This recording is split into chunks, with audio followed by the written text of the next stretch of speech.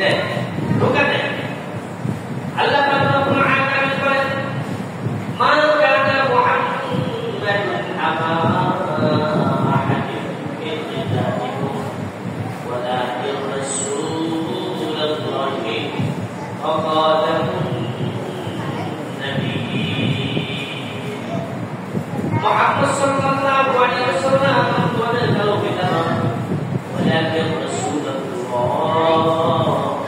বরং তিনি আল্লাহ তাআলা রাসূল, ওয়া খাতামুন নাবিয়্যিন, এবং সর্বশেষ নবী। কি নবী? সর্বশেষ নবী। তারপরে আর নবী আসবে না। আল্লাহ পাক রব্বুল আলামিন বলেন, ইয়া আইয়ুহান নাবিয়্যু ইন্না আরসালনাকা শাহিদান ওয়া মুবাশশিরান ওয়া নাযীরা ওয়া দা'iyan ইলা আল্লাহি বিইذনিহি ওয়া সিরাজান মুনীরা। আল্লাহ বলেন, হে নবী, ইন্না আরসালনাকা শাহিদান, আমি আপনাকে সাক্ষী রূপে বানাইছি।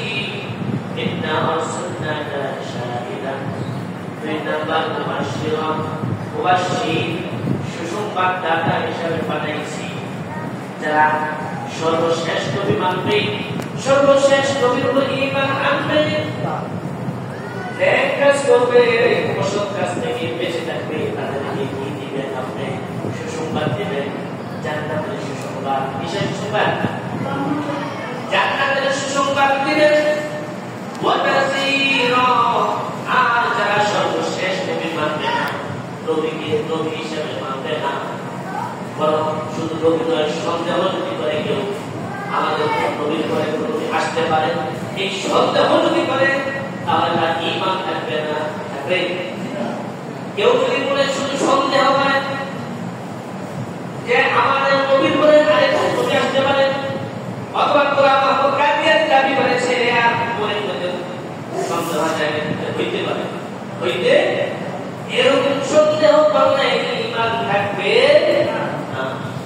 আল্লাহ রাসূল বলেন, আনা খাতামুন নাবিয়্যিন লা নাবিয়্যা বা'দি, আমি সর্বশেষ নবী, আমার পরে আর কোনো নবী আসবে না। নবীর পরে নবী নাই। কি নাই? নবীর পরে কি নাই? সংসদে আইন চাই। কি চাই? রাষ্ট্রীয়ভাবে আইন করতে হবে।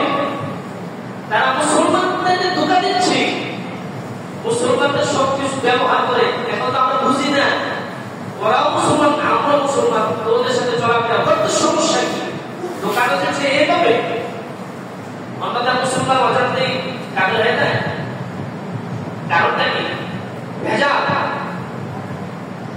সরিষার তেল দেখেন না, বিভিন্ন তেল দেখছে, তেল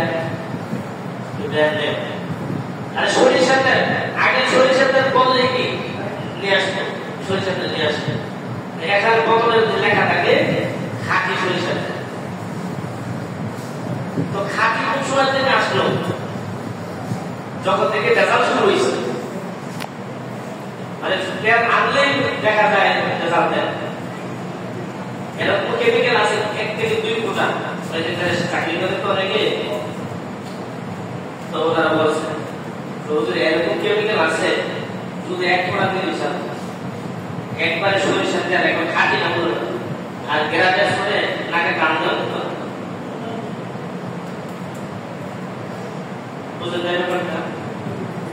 মানে কেমন ভেজাল, যেটা বলে মুশকিল।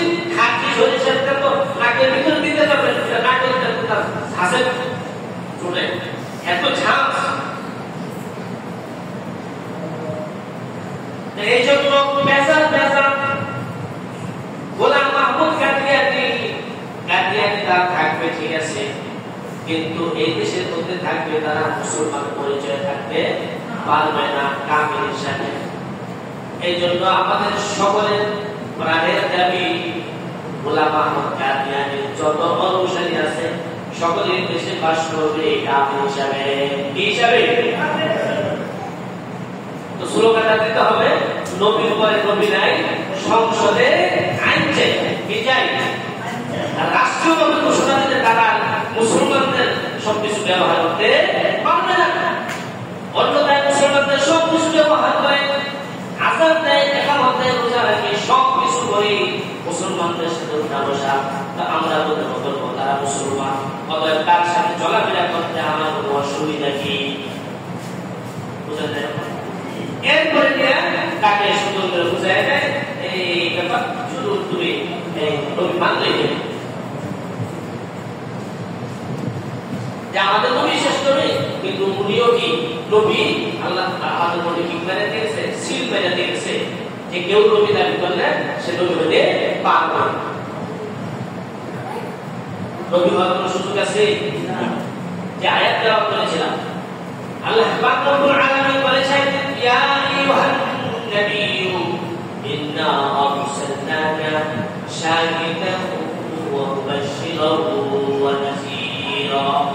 হে নবী, আপনি বলেন, ইন্না আরসালনাকা শাহিদান ওয়া মুবাশশিরান ওয়া নাযীরা। অবশ্যই অবশ্যই আমি প্রেরণ করেছি আপনাকে শাহিদান, সাক্ষী হিসাবে, হিসাবে সাক্ষী। রাসূলুল্লাহ সাল্লাল্লাহু আলাইহি ওয়াসাল্লাম আমাদের পক্ষে হয়ে কি দিলেন? কাল হাসরের ময়দানে সাক্ষী দিলেন। কি দিলেন? এখানে একটু আলোচনা আছে, সাক্ষী দিলেন এক নাম্বার।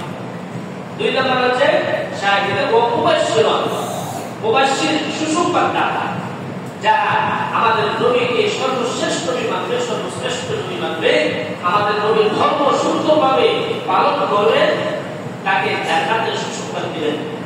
এই কাজ হচ্ছে না নবী করিম সাল্লাল্লাহু আলাইহি ওয়াসাল্লাম। তিন নাম্বার মুবাশশিরুন নাযীরা, তিনি হবেন নাযীর, ভীতি প্রদর্শনকারী। অর্থাৎ যারা সর্বশ্রেষ্ঠ নবী মানবে না, সর্বশ্রেষ্ঠ নবী মানবে না, আর নবী করিম সাল্লাল্লাহু আলাইহি ওয়াসাল্লামের আদর্শকে লালন পালন করবে না, তারা শাস্তির উপযুক্ত হবে, জাহান্নামের ভয় দেখালে ওয়ালা নাযীর, তিনি কি করবেন? ভীতি প্রদর্শন করবেন। আরেকটা কাজ হচ্ছে চিন্তা করুন, ওয়াদাইয়ান ইলাল্লাহি বিইজনিহি, চার নাম্বার হচ্ছে দাইয়ান ইলাল্লাহি বিইজনিহি, আল্লাহ তাআলার দিকে মানুষকে ডাকবেন, আহ্বান করবেন, দাইয়ান ইলাল্লাহ, যে তোমরা আল্লাহ তাআলার দিকে ডাকো, তিন খোদা মানিও না, লক্ষ লক্ষ কোটি কোটি দেবতাকে মানিও না, তোমরা এক খোদাকে মানবা। ছয় খোদা, খোদা কয়জন?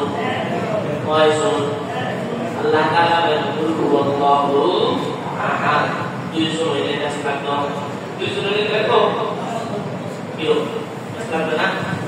হিন্দুদের তো খোদা, খোদা কি নেই, শক্তি নেই, কি নাই, শক্তি নাই। যদি শক্তিশালী কোনো হইত তাহলে ব্যস্ত হয়ে গেছে। লাউ কানা ফীহিমা আলিহাতুন ইল্লাল্লাহু লাফাসাদাতা, আল্লাহ পাক রব্বুল আলামিন জানাইছেন, যদি পৃথিবীতে একাধিক খোদা থাকতো, একাধিক উপাস্য থাকতো, তাহলে দুনিয়া ধ্বংস হয়ে যেত। ঠিক না? কোন